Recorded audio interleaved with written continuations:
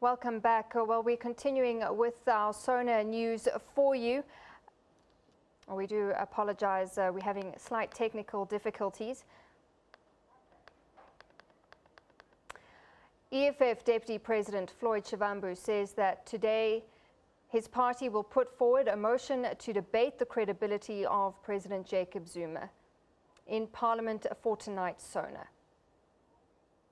The EFF moves from the premise that the current president of the country is an illegitimate president because he failed to uphold, to defend and respect the Constitution. And we think that Parliament as well has failed to defend the Constitution as was found on the 31st of March by the Constitutional Court. So we're going to raise a point in Parliament today to say that we don't think that Mr. Jacob Zuma is a legitimate president.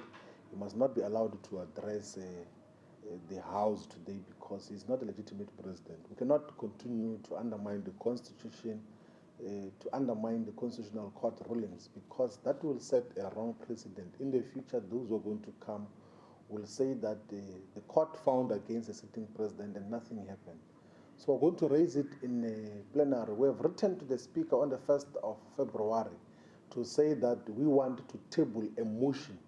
Instead of discussing the State of Nation address or being addressed by Mr. Jacob Zuma, we want to discuss the legitimacy of Parliament and the legitimacy of the sitting president to address the nation today.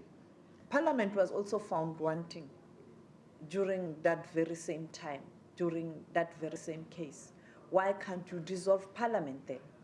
No, those are the two questions that we're placing as the EFF to say that how legitimate is the fifth democratic parliament and how legitimate is the sitting president? Should we continue to carry on doing work of legislation and oversight despite the fact that the Constitutional Court has found against us? So that is the motion that we're going to be tabling. And of course, the proposal ultimately, our recommendation, a solid recommendation, is that this parliament must go to early elections and the president must be stepping down and allow for early elections so that we are able to constitute a different parliament that is going to then take issues of governance and accountability forward.